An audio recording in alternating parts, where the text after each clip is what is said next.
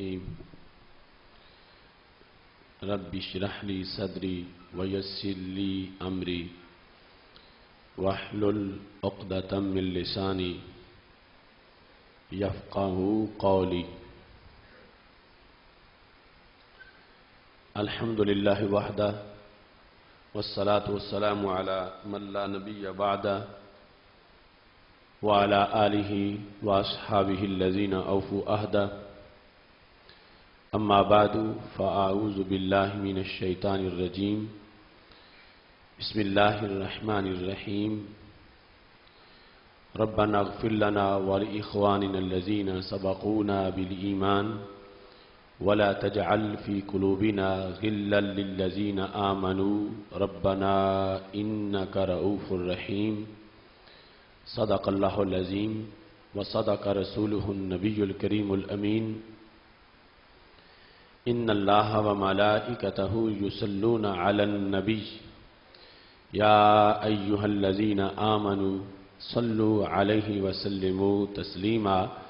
الصلاة والسلام عليك يا سيدي يا رسول الله وعلى آلك وأصحابك يا حبيب الله. مولاي صل وسلم دائما أبدا على حبيبك خير الخلق كلهم منزه عن شريك في محاسنه فجوهر الحسن فيه غير منقسم. محمد تاج رسل الله قاتبة محمد صادق الأقوال والكلم. محمد ذكره روح لأنفسنا محمد شكره فرض على الأمم. ربي صل وسلم دائما أبدا على حبيبك خير الخلق كلهم. اللہ تبارک و تعالی جل جلالہ وعم نوالہ وتم برہانہ وعظم شانہ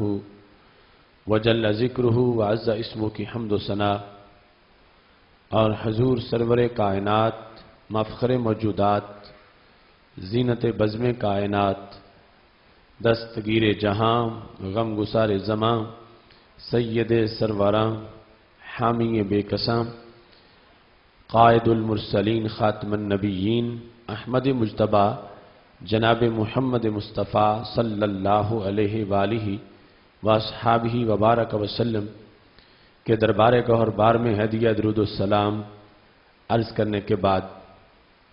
وارثان منبر و محراب ارباب فکر و دانش نہایت ہی معزز و محتشم حضرات و خواتین، رب ذوالجلال کے فضل اور توفیق سے ماہ رمضان المبارک کے نور بھرے لمحات میں ادارہ صراط مستقیم پاکستان کے زیر اہتمام گوجرانوالا کی سرزمین پر 18ویں سالانہ فہم دین کورس میں آج ہماری گفتگو کا موضوع ہے اہل دنیا اور اہل برزخ کے باہمی روابط. میری دعا ہے خالق کائنات جل جلالہ ہم سب کو قرآن و سنت کا فہم عطا فرمائے اور قرآن و سنت کے ابلاغ و تبلیغ اور اس پر عمل کرنے کی توفیق عطا فرمائے. خالق کائنات جل جلالہ نے دین اسلام کی شکل میں ہمیں جو ضابطہ حیات عطا کیا ہے اس میں بچے کی ولادت سے پہلے سے لے کر اس کے بڑھاپے کے بعد اس کے فوت ہونے اور فوت ہونے کے بعد کے احوال کو بھی تفصیل کے ساتھ بیان کیا گیا ہے، یہاں تک کہ جس وقت ایک انسان قبر میں پہنچ جاتا ہے اس وقت کے بہت سے امور کو بھی شریعت مطہرہ نے بیان کیا ہے. اس سلسلہ میں ہمارے متعدد موضوعات ہو چکے ہیں. آج کے موضوع کے اندر بھی اس سلسلہ کی چند اہم باتیں پیش کر رہا ہوں اور ساتھ آج کی اس نشست میں جو ہمارے سوالات کے जवाबात अभी बाकी थे, उनके लिए भी टाइम निकालने की कोशिश करूंगा ताकि उनके जवाबात दिए जाएं। इंसान की रूह उसके बदन से निकलती है, इसके बाद भी उस रूह का उस बदन के साथ मिन वजह ताल्लुक रहता है। जब तक रूह बदन में थी उस वक़्त तक वो इंसान अहले दुनिया में से शुमार होता था, और जब रूह बदन से निकल गई, अगरचे वो हमारे सामने ही मौजूद है, अभी दफन नहीं किया, लेकिन फिर भी अब वो आलम बरज़ख में है। बरज़ख पर्दे को कहते हैं, और बरज़ख जिन दो चीज़ों के दरमियान हो, उन दोनों की सिफ़ात कुछ न कुछ उसमें मौजूद होती हैं। जिस तरह की नींद बरज़ख है हयात और मौत के दरमियान,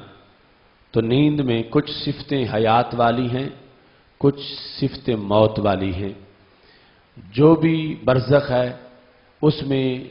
जिन दो चीज़ों के दरमियान बरज़ख हो, चूँकि पर्दा हमेशा दो चीज़ों के दरमियान होता, एक पर्दे की इस तरफ है, एक चीज़ पर्दे की उस तरफ है, तो उसमें दोनों की सिफ़ात कुछ न कुछ मौजूद होती हैं। आलम बरज़ख को भी बरज़ख इसलिए कहा जाता है कि एक तरफ दुनिया है और दूसरी तरफ आखिरत है, और दरमियान में आलम बरज़ख है। आलम बरज़ख में कुछ सिफ़तें दुनिया वाली हैं और कुछ सिफ़तें आखिरत वाली हैं।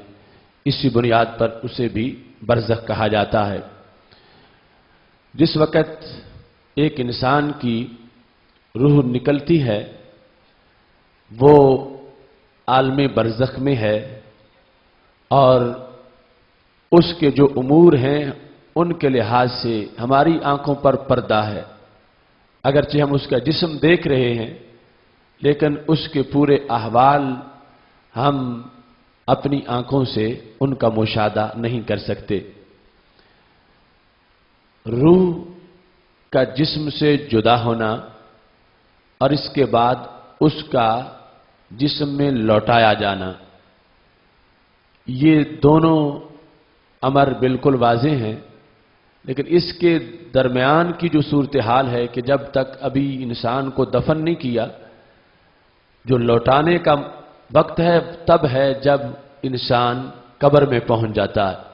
वहां पर है तुआद रूहुहु फी जसदिही, उसकी रूह को जिस्म में लौटा दिया जाता है। लेकिन उससे पहले भी उसकी रूह का ताल्लुक जिस्म के साथ बरकरार रहता है, और हमें वो फौतशुदा नजर आ रहा है चूंकि हमारे उसके दरमियान पर्दा है, और हम उसकी कैफियत को कमहक्कुहु मुशाहदा नहीं कर सकते।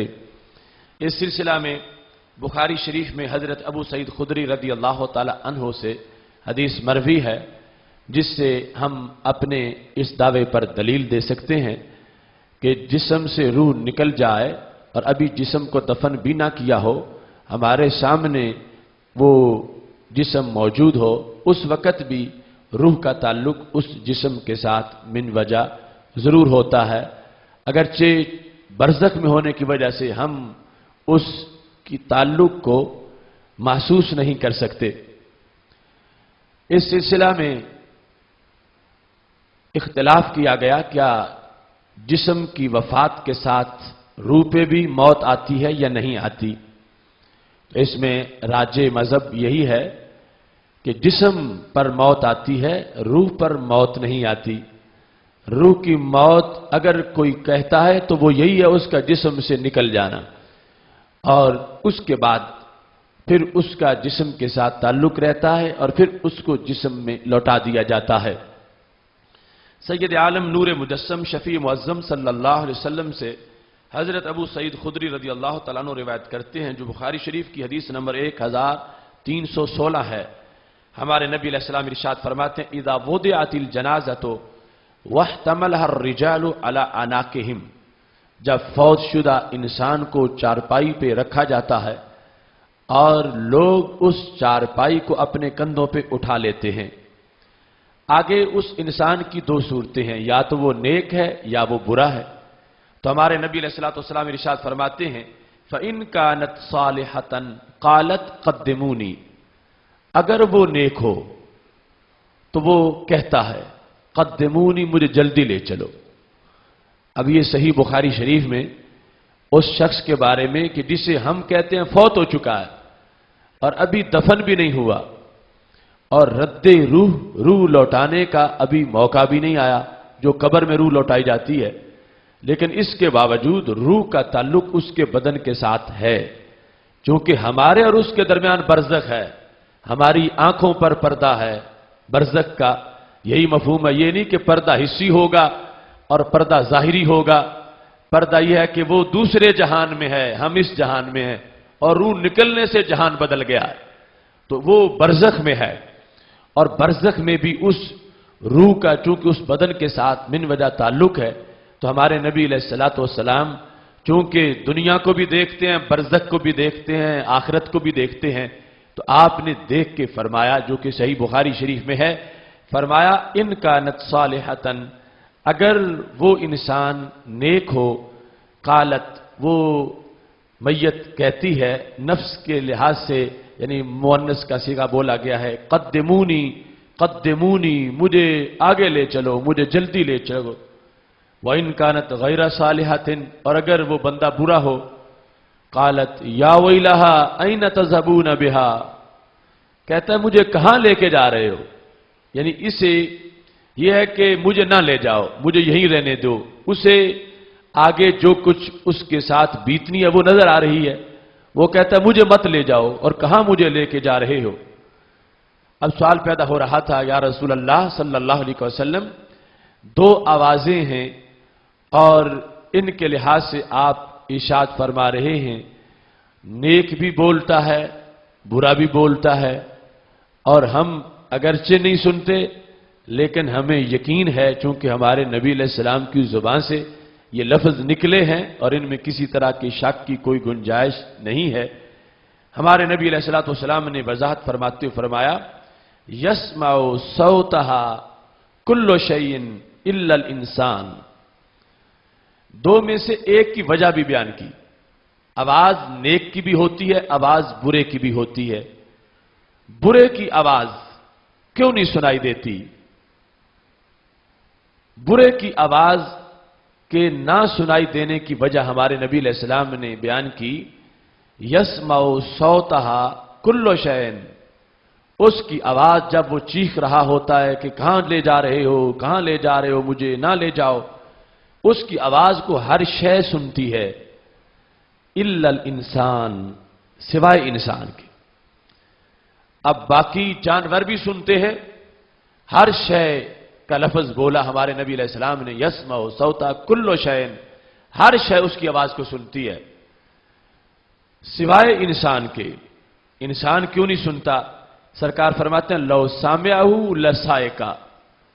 انسان سنے تو اس کا جنازہ بھی تیار ہو جائے، یعنی اس کی آواز اس انداز کی ہوتی ہے جس کے سن لینے کے بعد بندہ زندہ نہیں رہ سکتا، یعنی اس انداز میں وہ ہولناک آواز ہوتی ہے۔ تو اللہ کی قدرت ہے، اس نے درمیان میں برزخ رکھی ہوئی ہے، وہ چیخ رہا ہے، چلا رہا ہے کہ مجھے کہاں لے جا رہے ہو، مجھے کہاں لے جا رہے ہو۔ جو گھر میں جانور باندھے ہیں وہ بھی سن رہے ہیں لیکن انسان نہیں سن رہا۔ یہ رب کا نظام ہے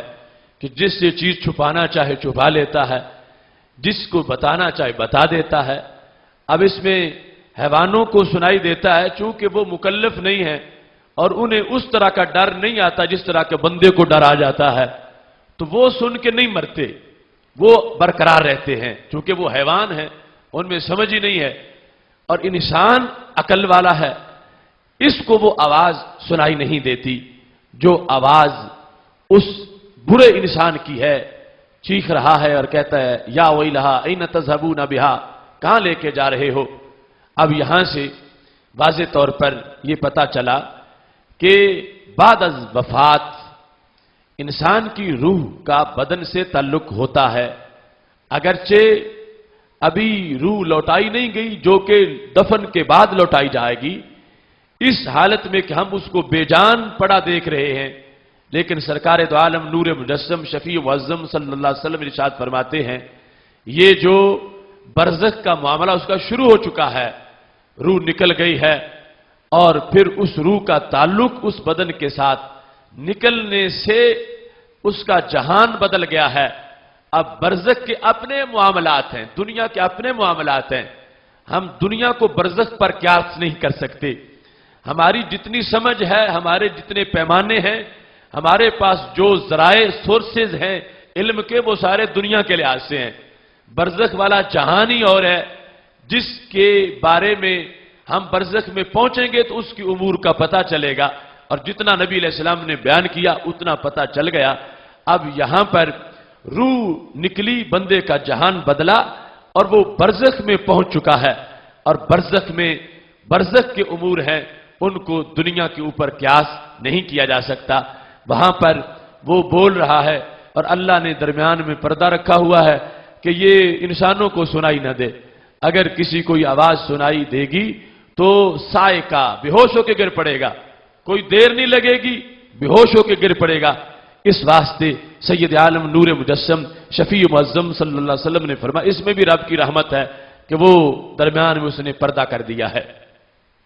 یہاں جو پہلا حصہ ہے اس کی علت نہیں بیان کی گئی کہ نیک جو کہتا ہے کہ مجھے لے چلو، مجھے لے چلو، مجھے لے چلو، قدمونی قدمونی، یہ آواز کیوں نہیں سنائی دیتی؟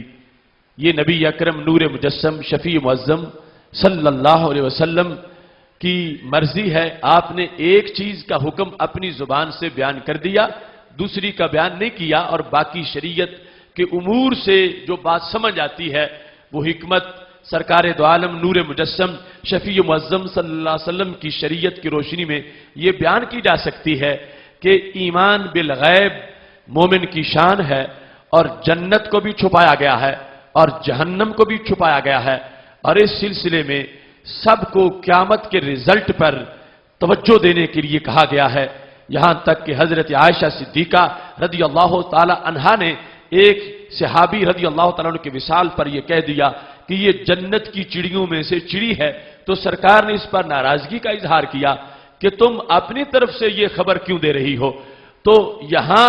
اگر وہ قدمونی والی آوازیں سب کو آ جائیں کہ یہ کہہ رہا ہے مجھے جلدی لے چلو، مجھے جلدی لے چلو، تو پھر ہر کوئی رزلٹ نکال لے گا، اور پھر اس کے لحاظ سے آگے خبر دینا اور اس کی تشہیر کرنا، اس طرح کی امور سامنے آ جائیں گے کہ جو کہ مطلوب نہیں، جو منشا نہیں کہ ان باتوں کا اظہار کیا جائے۔ اس واسطے اس آواز کو جو چھپایا گیا ہے تو اس کی حکمت اور ہے، لیکن یہ جو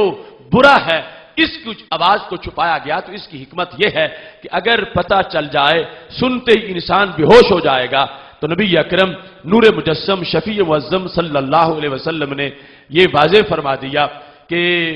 انسان کی روح بدن سے نکل جاتی ہے، برزخ میں منتقل ہوتا ہے، اس کے بعد بھی اس کی ایسی صورتحال ہے کہ روح کا تعلق اس بدن کے ساتھ برقرار رہتا ہے۔ اس سلسلہ میں یہ مطلقاً روح کا ایک قانون ہے، خواہ بندہ مومن ہو خواہ کافر ہو۔ ہاں، مومن کے ادراک کی حیثیت اور ہوتی ہے، کافر کی حیثیت اور ہوتی ہے، شان میں فرق ہے، لیکن جس طرح ظاہری حواس کے لحاظ سے مومن بھی سنتا ہے زندگی میں، کافر بھی سنتا ہے، اور اس میں کوئی یہ نہیں کہتا کہ برابری ہو گئی ہے، چاہیے تھا کافر نہ سنتا اور مومن سنتا، جیسے یہاں پر دونوں کے سننے میں کافر کی کوئی فضیلت نہیں ہے، ایسے ہی وہاں پر جو من وجہ سننا ہے اس میں بھی کافر کی کوئی فضیلت نہیں ہے، مومن کے سننے کا انداز اور ہے۔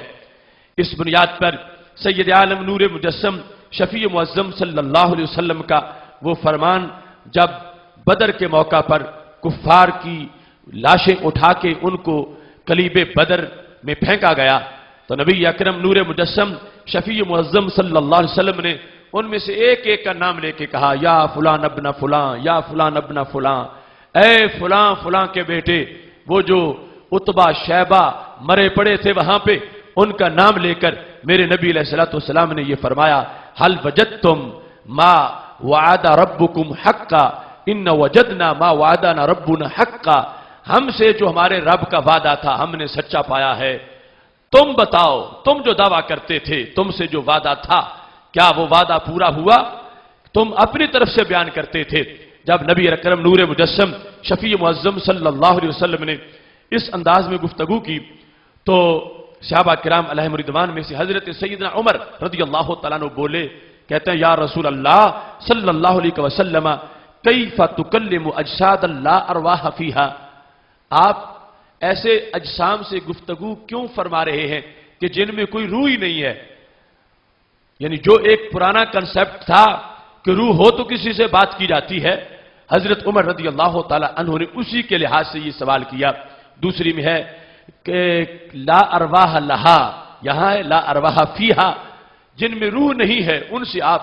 کس لیے گفتگو کر رہے ہیں؟ یعنی کیفیت پوچھنے کے لیے، انکار کے لیے نہیں ہے کہ یہ گفتگو جائز نہیں، کیفیت کہ محبوب انہیں پتہ کیسے چلے گا، اعتراض نہیں تھا، استفسار حکمت ہے۔ تو میرے نبی علیہ الصلوۃ والسلام نے اس موقع پر یہ ارشاد فرمایا والذی نفس محمد بیدہ ما انتم باسمع لما اقول منہم، مجھے اس رب کی قسم ہے جس کے قبضہ میں میری جان ہے، میری یہ باتیں تم ان سے زیادہ نہیں سن رہے،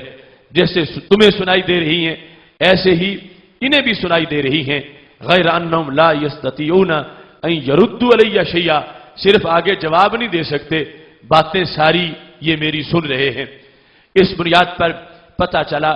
کہ وہاں پر بھی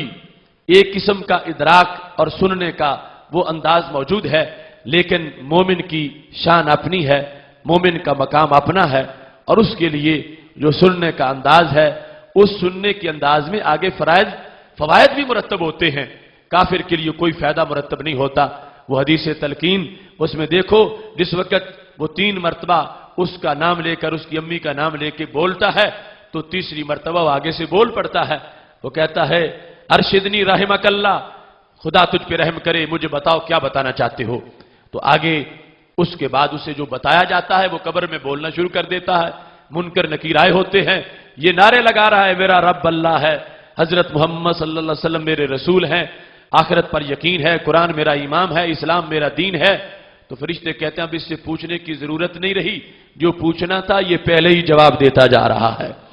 تو اس واسطے سماعت میں کوئی یہ نہ کہے پھر تو کافر مومن برابر ہو گئے، نہیں، برابر نہیں ہوئے۔ جیسے دنیا میں اگر دونوں سنیں تو کافر کی کوئی شان نہیں ہے، ایسے برزخ میں بھی اگر وہ سن لے تو اس کی کوئی شان نہیں ہے۔ ہاں مومن کی شان مومن کی شان ہے کہ جس کی بنیاد پر مومن کو سننے میں فائدہ بھی ہوتا ہے اور اس کے لیے رب ذوالجلال کی رحمت اس کے شامل حال بھی ہو جاتی ہے۔ یہاں پر روح کے سننے کے لحاظ سے کہ بحر والوں کی گفتگو سنیں اور دنیا اور برزخ والوں کا آپس کا جو تعلق ہے اس کی وضاحت ہو جائے۔ اس سلسلہ میں بخاری شریف میں یہ موجود ہے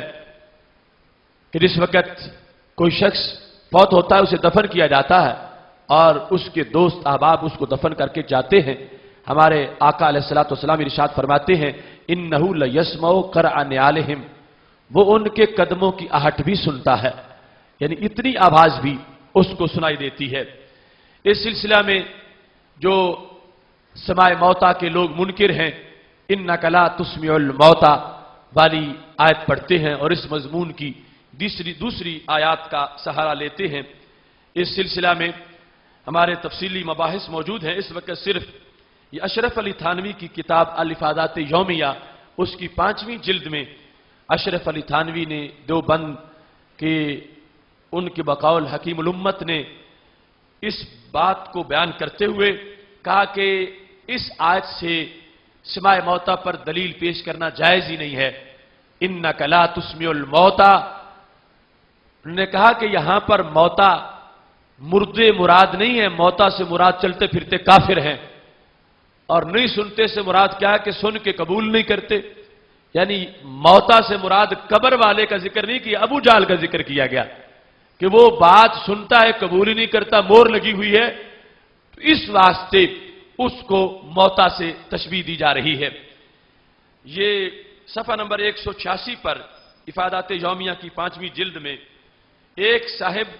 کے سوال کے جواب میں فرمایا کہ بعض نے نفی سماع موتا پر اس آیت سے استدلال کیا ہے، انکا لا تسمع الموتا، تو کہتا ہے مگر یہ استدلال بالکل ناتمام ہے، اس لیے کہ اس آیت میں موتا سے مراد تشبیہاً کفار ہیں، پس اس سے اتنا ثابت ہوا کہ جیسے کافر نہیں سنتے، کافر مردے نہیں، زندہ کافر،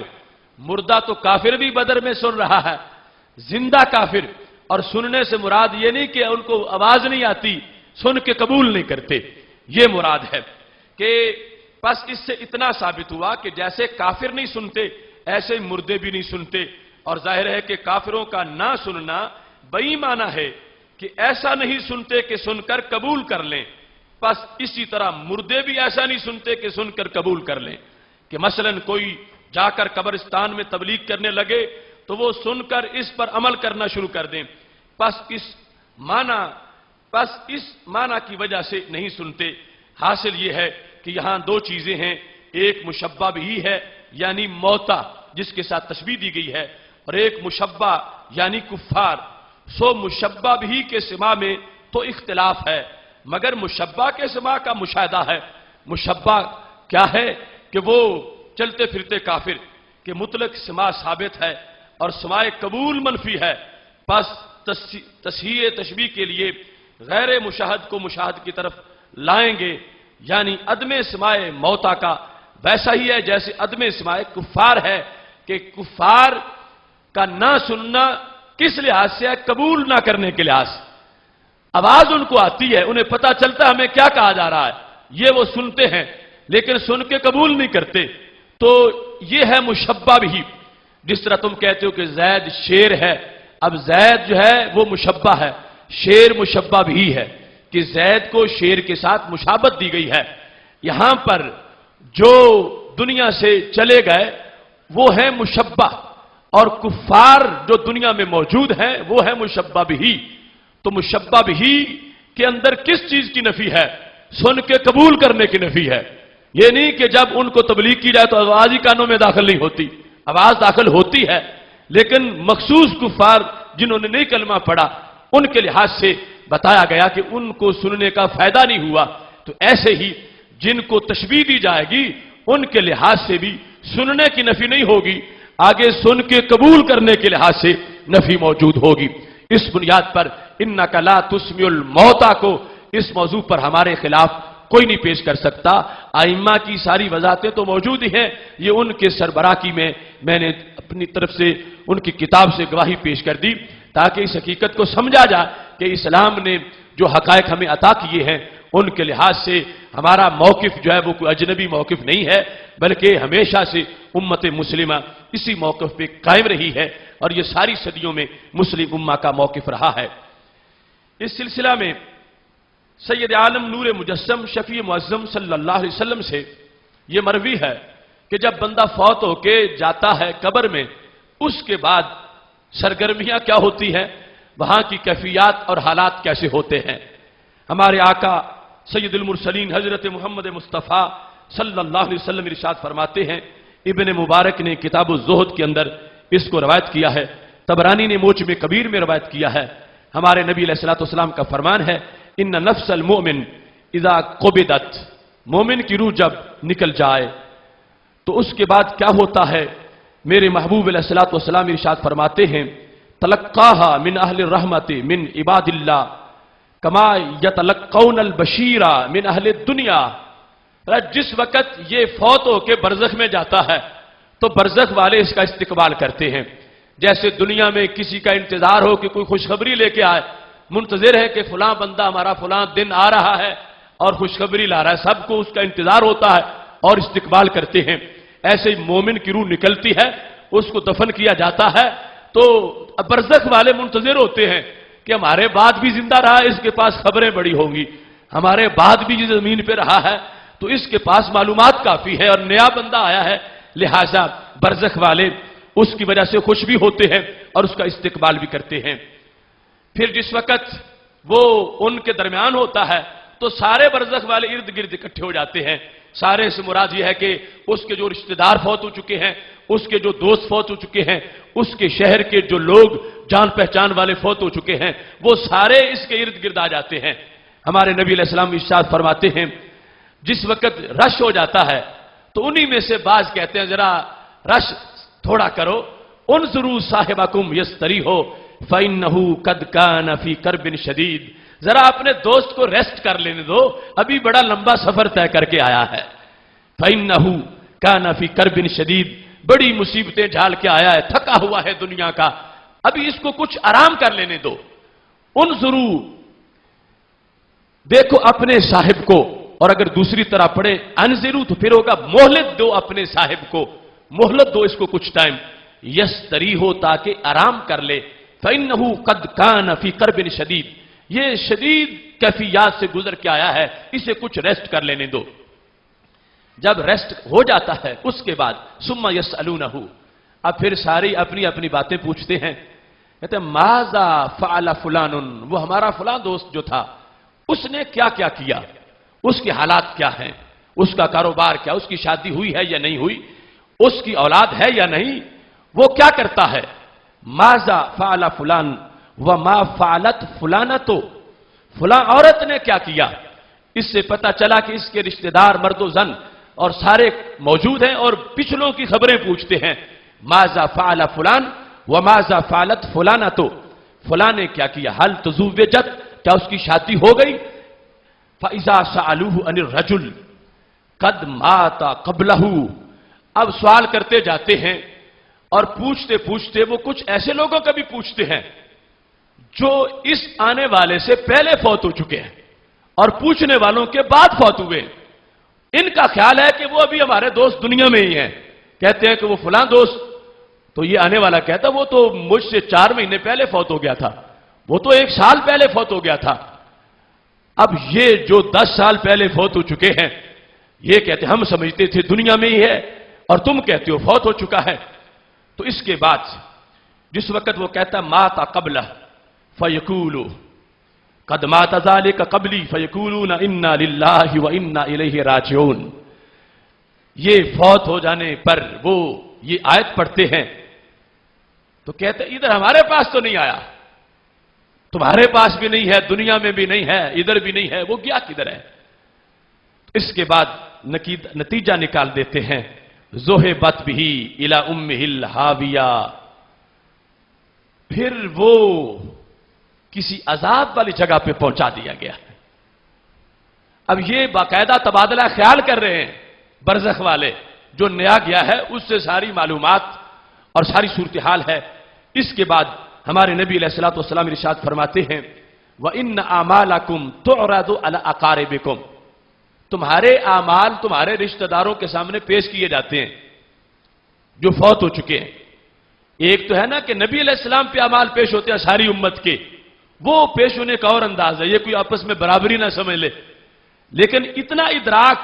فوت شدہ مومن کو بھی ہے کہ اس پر اس کے رشتہ داروں کے اعمال پیش ہوتے ہیں کہ تم فوت ہو گئے اور پچھلے تمہارے یہ کر رہے ہیں، تمہارے بیٹوں کا یہ کردار ہے، تمہاری بچیاں یہ کر رہی ہیں، تمہارے رشتہ دار یہ کر رہے ہیں۔ ہمارے نبی علیہ الصلوۃ والسلام ارشاد فرماتے ہیں یہ ساری چیزیں پیش کی جاتی ہیں علی اقاربکم وعشائرکم من اہل الآخرہ فإن کان خیرا فرحوا، اگر خیر ہو پتہ چلے کہ میرا بچہ حافظ ہو گیا ہے اور وہ تو عالم بن گیا ہے اور وہ بہت بڑا مبلغ ہے، پارسا نیک ہے، روزے رکھتا ہے، نمازی ہے، فرحوا، قبر والے خوش ہوتے ہیں کہ اچھا ہوا، بعد میں خیر کا سلسلہ ہے۔ وَاسْتَبْشِرُوا، ایک دوسرے کو مبارکیں دیتے ہیں اور بتاتے ہیں ایک دوسرے کو میرا بچہ حافظ ہو گیا ہے، دوسرا کہتا ہے میرا بھی حافظ ہو گیا ہے۔ اس انداز میں آپس میں یہ خوشخبری سناتے ہیں، بات کرتے ہیں آپس میں، وہاں کی محفلیں جو برزخ کی ہیں اور یہ دیکھی ہیں میرے نبی علیہ السلام کی آنکھ نے اور ہمیں بتا دیا ہے۔ پاک محبوب علیہ الصلوۃ والسلام ارشاد فرماتے ہیں آپس میں جس وقت خوشی ہوتی ہے ان کو کہتے اللہم ھذا فضلک ورحمتک فاتمم نعمتک علیہ، اے اللہ یہ تیرا فضل ہے، تیری نعمت ہے، اور تو اس میرے بچے کو اور بھی اپنا فضل عطا کر دے۔ اور جس وقت پتہ چلتا ہے کہ بچہ پیچھے ڈاکو بن گیا ہے، لٹیرا ہے، فلمیں دیکھتا ہے، شرابی ہے، بد کردار ہے، تو پھر اس کے والد کو قبر میں دکھ ہوتا ہے، اور قبر کے اندر اس کی روح بے چین ہو جاتی ہے اور اسے بڑا افسوس ہوتا ہے۔ تو یہ برزخ میں لینے والوں اور دنیا والوں کے جو روابط ہیں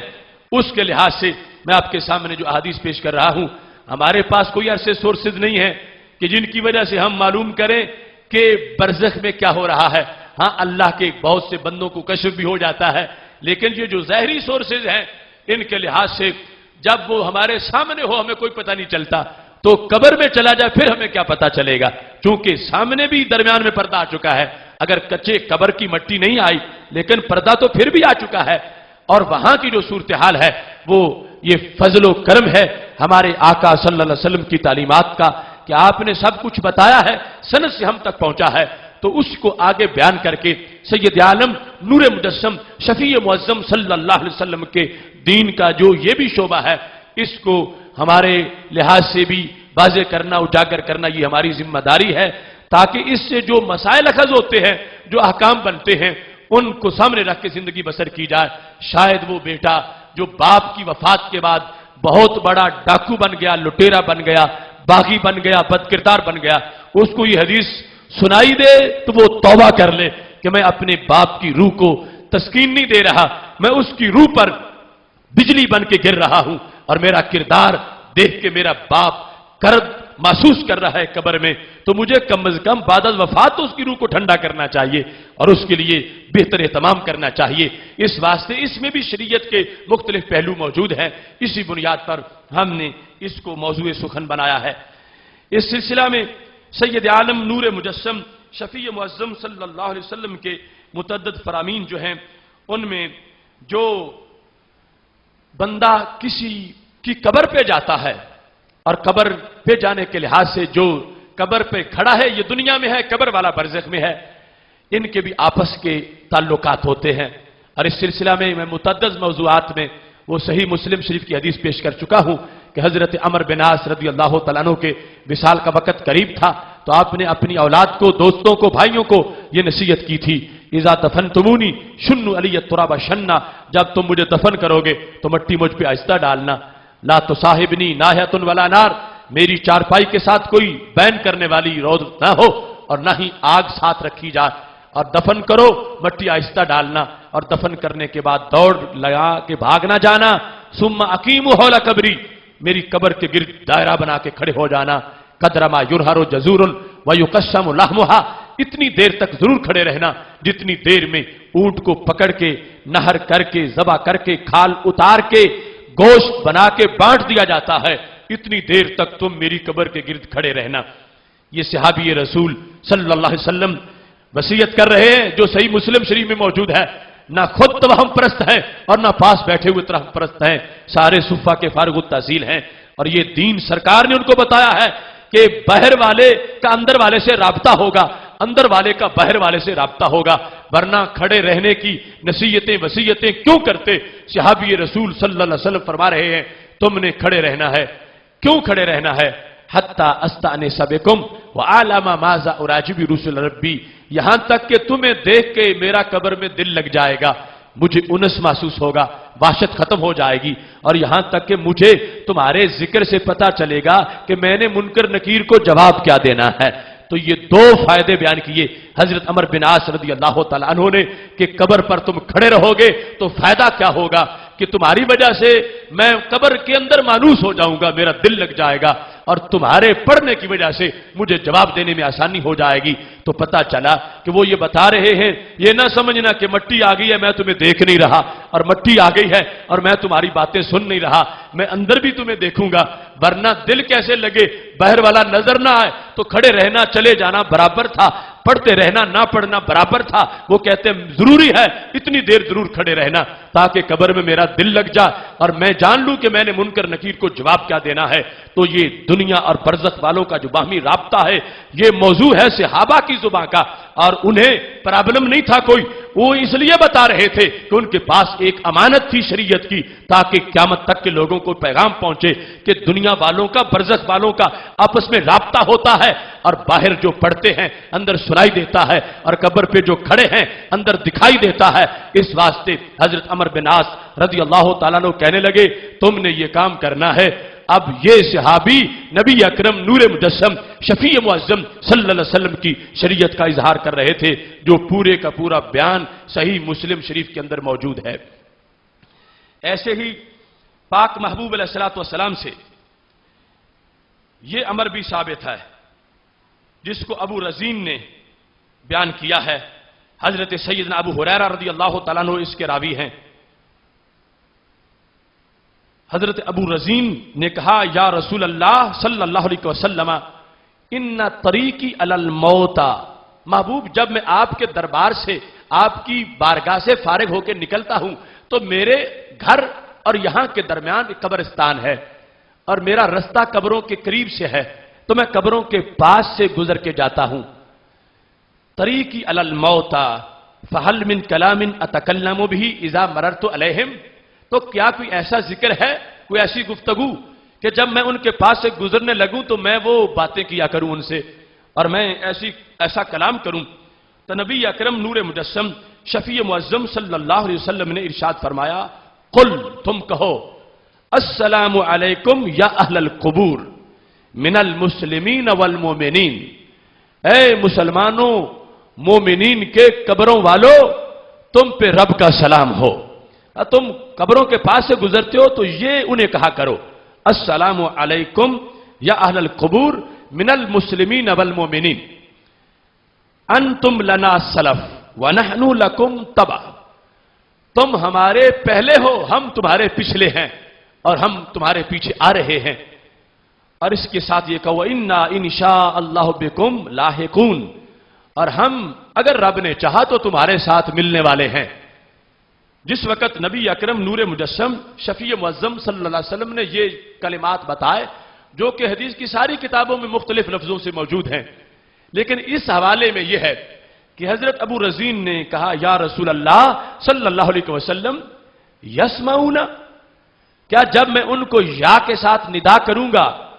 یا اہل القبور السلام علیکم یا اہل القبور کہوں گا، السلام علیکم یا اہل القبور کہوں گا، تو کیا وہ سنیں گے میری بات کو؟ یہ حضرت ابو رزین رضی اللہ تعالیٰ عنہ نے پوچھا۔ تو نبی اکرم نور مجسم شفیع معظم صلی اللہ علیہ وسلم نے جواب میں فرمایا یسمعون، ہاں وہ سنتے ہیں، تم ایسا کہو گے وہ سنیں گے۔ اور اس کے ساتھ فرمایا وَلَٰكِن لَا يَسْتَطِيعُونَ أَن يُجِيبُوا، صرف جواب نہیں دیتے، سنتے ہیں، یعنی جو عمومی صورتحال ہے اس کے لحاظ سے ہمارے آقا صلی اللہ علیہ وسلم نے یہ ارشاد فرما دیا۔ اور ساتھ ہی فرمایا ابو رزین افسوس نہ کرنا کہ سلام کہہ رہا ہوں اور جواب کوئی نہیں دے رہا، بس سنتے ہیں وہ سلام، اور جواب کا بندوبست بھی بڑا اچھا ہے۔ فرمایا ابو رزین الا ترضى ان يرد عليك من الملائکہ، کیا تمہیں پسند نہیں ہے کہ فرشتے آگے سے جواب دیتے رہیں؟ تم کہو وہ سنیں گے، اور تمہارے لیے جواب کا بھی اہتمام ہوگا۔ اور اس میں چونکہ کیٹاگریز ہیں، مختلف صورتحال، مختلف انداز ہیں، عام لوگوں کی روحیں، خاص لوگوں کی روحیں، اس لحاظ سے آگے تفاوت بھی موجود ہے، اور اسی لحاظ سے اس تفاوت پر آگے احکام بھی موجود ہیں۔ ورنہ وہ جامع ترمذی میں حدیث شریف ہے کہ ہمارے نبی علیہ الصلوۃ والسلام کے صحابہ ایک جگہ خیمہ لگا بیٹھے، سمجھتے تھے کہ یہ قبر، یہ ویران جگہ ہے اور کہاں یہاں کوئی رہتا نہیں ہے، لیکن اذن فی انسان یقرأ سورۃ تبارک الذی بیدہ الملک، اندر قبر میں کوئی انکاری صاحب تھے اور وہ سورہ ملک کی تلاوت کر رہے تھے۔ اب وہ آواز تو باہر سنائی دے رہی تھی، تو پتہ چلا آواز اندر کی بھی باہر آ سکتی ہے۔ حتی ختمہا، صحابہ کہتے ہیں کہ 2-4 آیتیں نہیں پڑھی، پوری سورہ ملک بھی پڑھ دی ہے۔ اور پھر صحابہ سے نے سرکار دو عالم صلی اللہ علیہ وسلم سے آ کے پوچھا ہے، تو ہمارے نبی علیہ السلام نے انکار نہیں کیا کہ نہیں اندر سے آواز نہیں آ سکتی، فرمایا آتی ہے، ہی المانعۃ ہی المنجیۃ تنجی من عذاب اللہ، یہ سورہ ملک کا کمال ہے، جو دنیا میں پڑھتا رہتا ہے وہ قبر میں بھی جا کے پڑھتا رہتا ہے، اور یہ قبر میں سورہ ملک انسان کو عذاب سے بچاتی ہے اور یہ قلعہ بن جاتی ہے، عذاب کو قبر میں نہیں جانے دیتی۔ تو اس سے پتہ چلا کہ اندر والی آواز بھی باہر آ سکتی ہے، محال نہیں ہے، اور درجات کے لحاظ سے سب کے لیے علیحدہ علیحدہ مرتبہ موجود ہے۔ حضرت عبداللہ بن عباس رضی اللہ تعالی عنہ سے مروی ہے، وہ کہتے ہیں کہ رسول اللہ صلی اللہ علیہ وسلم نے ارشاد فرمایا ہے، ما من احد یمر علی قبر اخیہ المؤمن کان یعرفہ فی الدنیا یسلم علیہ الا عرفہ ورد علیہ السلام، کہ جس وقت کوئی بندہ اپنے دوست کی قبر پہ چلا جائے جو اس کو دنیا میں جانتا تھا، دنیا میں جان پہچان تھی، اور یہ اس کی قبر پہ پہنچا ہے، یسلم علیہ، اسے جا کے سلام کہتا ہے، تو یہاں پر نبی علیہ السلام فرماتے ہیں وہ اسے جانتا بھی ہے اور اس کے سلام کا جواب بھی دیتا ہے۔ عرفہ، پہچان جاتا ہے کہ فلاں آیا ہے، ورد علیہ السلام، اور پھر سلام کا جواب بھی دیتا ہے۔ تو یہ جو میں نے تمہید میں کہا کہ درجات روحوں کے جدا جدا ہیں، ایک طرف کہا کہ وہ جواب نہیں دیتے اور ادھر فرمایا کہ وہ جواب دیتا ہے۔ یہاں پر چونکہ پہچان آپس کی دنیا کی ہے، اس کا بھی اور اس کے علاوہ بھی اس کے اندر کئی عوامل موجود ہیں، فرمایا وہ پہچانتا بھی ہے، خوش ہوتا ہے اور جواب دیتا ہے۔ ابن عبد البر نے اس کو اپنی کتاب کے اندر ذکر کیا ہے، اور عبدالحق اشبیلی نے کہا اسنادہ صحیح، اس کی سند، اسناد اس کا بالکل صحیح ہے، اور اس کے راوی جو ہیں وہ سارے کے سارے ثقہ راوی ہیں، کہ جس میں وہ پہچانتا بھی ہے اور پہچان کے جانے والے کا جواب بھی دیتا ہے۔ دوسرے مقام پر حضرت سیدنا ابو ہریرہ رضی اللہ تعالیٰ عنہ کہتے ہیں کہ جب رسول اللہ صلی اللہ علیہ وسلم شہدائے احد کے پاس سے گزرے، جب احد سے واپس آ رہے تھے، حضرت مصعب بن عمیر کے پاس کھڑے ہو گئے، اور جو دیگر شہداء تھے، سرکار نے فرمایا اشہد انکم احیاء عند اللہ، میں گواہی دیتا ہوں کہ تم رب کے پاس زندہ ہو، فزوروہم، کہا صحابہ سے ان کی زیارت کیا کرو، یعنی ان کی قبروں پہ حاضری دیا کرو، وسلموا علیہم، اور ان کو سلام بھی کہا کرو، اور ساتھ فرمایا والذی نفسی بیدہ لا یسلم علیہم احد الا ردوا علیہ الی یوم القیامہ، فرمایا مجھے اس رب کی قسم ہے جس کے قبضہ میں میری جان ہے، قیامت تک ان کو جو سلام کہے گا یہ اس کے سلام کا جواب دیتے رہیں گے۔ اب کیٹیگریز کے لحاظ سے مزید تفاوت جو تھا اس کا بیان ہو گیا، اور فرمایا یہ نہیں کہ کوئی کہے کہ خصوصیت ہے کہ میرے سلام کا جواب دیں گے یا دور صحابہ کے سلام کا جواب دیں گے، یا قیامت تک ان کو جو بھی سلام کہے گا یہ سلام کا جواب دیتے رہیں گے۔ بہقی نے بھی اس کو ذکر کیا ہے، حاکم نے مستدرک کے اندر اس کو ذکر کیا ہے اور صحیح قرار دیا ہے۔ اس بنیاد پر اب یہ دنیا والوں اور برزخ والوں کا رابطہ ہے، آپس میں تعلق ہے، سلام کے جواب کے لحاظ سے سید عالم نور مجسم شفیع معظم صلی اللہ علیہ وسلم نے اس کی مکمل وضاحت فرما دی ہے۔ دوسری طرف سید عالم نور مجسم شفیع معظم صلی اللہ علیہ وسلم سے یہ مروی ہے، حضرت سید عائشہ صدیقہ رضی اللہ تعالیٰ نے اس کی روایت کرتی ہیں، ابن ابی دنیا نے اس کو کتاب القبور میں ذکر کیا ہے، ابن رجب حنبلی نے احوال قبور کے اندر اس کو ذکر کیا ہے کہ نبی اکرم نور مجسم شفیع معظم صلی اللہ علیہ وسلم ارشاد فرماتے ہیں ما من رجل یزور قبر اخیہ، جو بندہ بھی اپنے بھائی کی قبر پہ چلا جائے، وَيَجْلِسُ عِنْدَهُ، اور اس کے پاس جا کے بیٹھ جائے، اور بھائی سے ضروری مراد نہیں کہ وہ رشتے میں بھائی ہو، کسی بھی مسلمان کی قبر میں چلا جائے تو کیا ہوتا ہے اِلَّا اِسْتَأْنَسَا، قبر والے کو انس ملتا ہے، قبر والا مانوس ہوتا ہے، وَرَدَّ عَلَيْهِ، اور وہ اس کے سلام کا جواب بھی دیتا ہے۔ تو یہاں سے پتا چلا کہ صرف مانوس اس وقت نہیں ہوتا کہ جب دفن ہو، جو حضرت عمر بن عاص نے کہا تھا کھڑے رہنا ہے تاکہ میں مانوس ہو جاؤں، انس بعد میں بھی ملتا ہے، اور اس کے لحاظ سے ہمارے آقا علیہ الصلوۃ والسلام نے کسی صدی کسی سال کی تعین نہیں کی، قیامت تک کے لیے دین بیان کرتے ہوئے، دین دیتے ہوئے اس سلسلہ میں یہ وضاحتیں فرمائی ہیں، جس کے نتیجہ میں آج بھی یہ صورتحال ہے کہ انسان جس وقت کہیں جائے گا اس کی وجہ سے قبر والے کو راحت پہنچے گی، اس کی جو بھی صورتحال ہے اس کے لحاظ سے اس کو فائدہ پہنچے گا۔ یہ برزخ جو قبر سے پہلے کی ہے اور قبر میں داخل ہونے کے بعد کی ہے، دونوں میں ادراک ہے، دونوں کے اندر سہولت ہے اور دونوں میں رابطے، باہمی رابطے کے لحاظ سے سورسز موجود ہیں۔ اگر تدفین سے پہلے کا معاملہ دیکھو تو اس میں بھی صورتحال جیسے آغاز میں میں حدیث بیان کر چکا ہوں، دوسرے مقام پر حضرت ابو سعید خدری رضی اللہ تعالیٰ عنہ کہتے ہیں ان کے نبی علیہ السلام نے سید المرسلین حضرت محمد مصطفیٰ صلی اللہ علیہ وسلم نے یہ ارشاد فرمایا ہے، ان المیت یعرف من یغسلہ، میت کو پتا ہوتا ہے مجھے غسل کون دے رہا ہے، ومن یکفنہ، اور مجھے کفن کون پہلا رہا ہے، ومن یحملہ، اور مجھے کندھوں پہ کس نے اٹھایا ہے، میری چارپائی کون اٹھا کے لے جا رہا ہے، ومن یدلیہ فی قبرہ، اور مجھے قبر میں کون اتار رہا ہے۔ یہ حضرت ابو سعید خدری نے بیان کیا اور ان سے ابن معاویہ نے اس کو روایت کیا۔ تو حضرت عبداللہ بن عمر نے کہا، اور ابو سعید خدری سامنے موجود تھے، ان سے پوچھا کیا تم نے یہ بات سنی ہے؟ اور پھر جو درمیان میں راوی تھا حضرت ابو سعید خدری اور ان کے، اس سے پوچھا گیا حضرت ابو سعید خدری کے لحاظ سے،